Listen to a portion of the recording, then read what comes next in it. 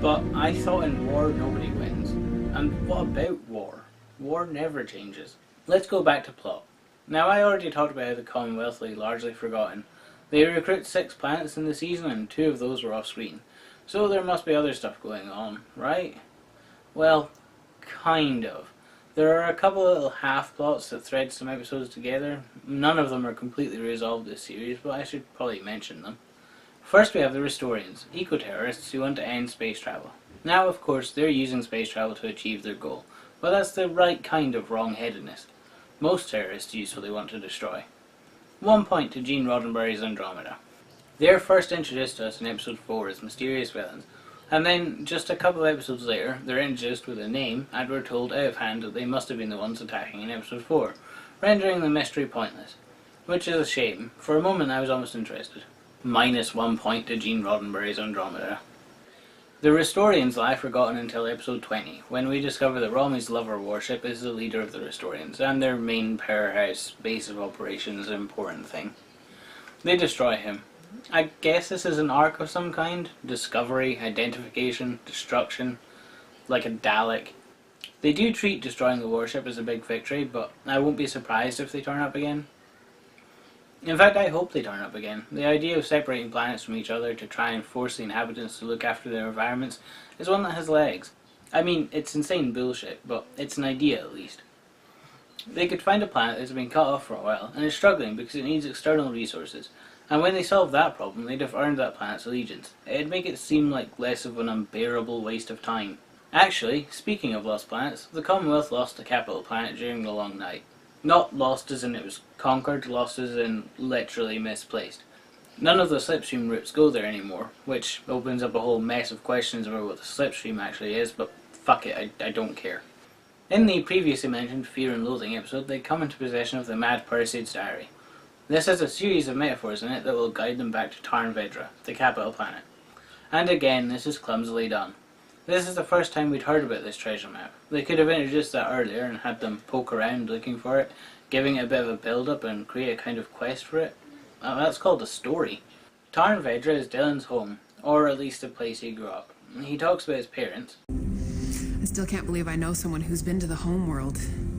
It's like having seen Atlantis. Tarn Vedra is no myth. I was born there. My mother was a high-G shuttle pilot. My father worked at the Imperial Gardens. Now, at risk of sounding like a broken record, this directly contradicts another episode where he says his mother was a gravity welder. Whatever that is. Maybe his mother was a black hole. Well, conceivably it's not a contradiction, but I doubt the writers would approve of a polyamorous triad raising their main character. I'm okay with it. In fact, that's my fan theory now. Back to Tarn Vedra, and in episode 21, Becca is all excited to give the new route a try. She seems to be expecting to find something in particular. The other characters hint that it'll be a real treasure trove of lost technologies and weapons. They can't wait to loot the place. Then Rev points out that maybe the locals cut themselves off. It spends a good while building this up, and then instead of getting there for an exciting finale where they find the lost capital and something interesting happens, it says fuck that noise and drops the addiction plot on us instead, cramming it into the half hour of episode. I honestly felt cheated. I was actually getting invested there for a second, if only to see what stupid thing they would do with it.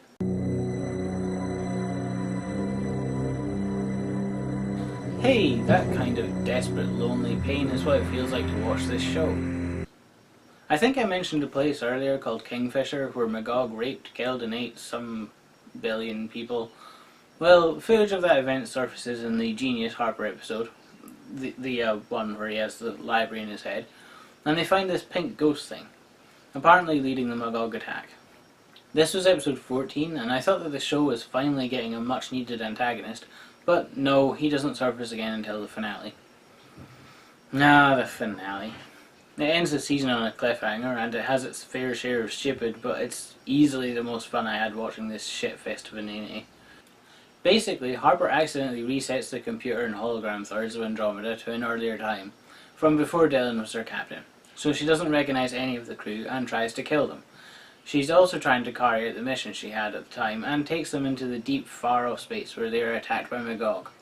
This episode actually veers into sci-fi horror as members of the crew find themselves having to traverse different parts of the ship without being killed by the rape monsters, or by Andromeda's rogue weapon systems.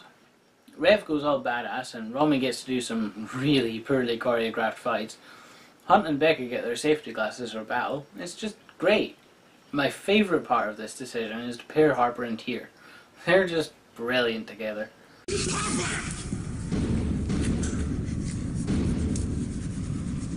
I know you. I've watched you. You are an annoying little man, but there is fire in your blood. Now use it! Are these your demons? Well, it is time to face them now! I bet there's just some excellent slashback out there somewhere. We do nothing, we die. If we go, at least we have a chance. So get moving, or I'll kill you myself. I love you too. Anyway, as the episode marches towards the cliffhanger, we see this obscenely impossible structure. So we're told that this is a group of 20 planets hollowed out and bound together around a star filled with trillions of Magog, and it's also a spaceship. I'm sure you can figure out how completely impossible this is.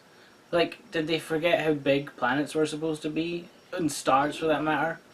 Well, in the next half they clarify that this is a miniature artificial star, but that actually raises its own septic tank of questions. We also learn that Andromeda's old mission was to destroy this clusterfuck of stupid, but that her entire crew were wiped out. Her entire crew of 4,000. The pink spectre thing shows its face as more of a teaser than anything. The episode winds down with Rev going semi-feral, Robo-Romy being impaled, Trance Becca and Dylan being blown up, and Tyr and Harper being dragged away for breeding. Things are bleak, and thanks to Netflix I can't be certain they all make it. Except of course they do, but more on that next time. The finale is great. It's definitely the benefactor of lowered expectations, and like I said, it's rife with its own insane bullshit, but at least there was something going on. There were actual stakes and humour. I cared. A trend I hope continues. I doubt Gene Roddenberry's Andromeda will ever reach the lofty heights of good, but if it can scrape mediocre like this more often, it'll feel a lot less like having rusty pliers shoved up my nose. I think this is all I have to say for now, but I'll leave you with the best line in the series, as like a treat. You've earned it. Have fun. Blind and crippled. If Andromeda were my child, I'd drown it.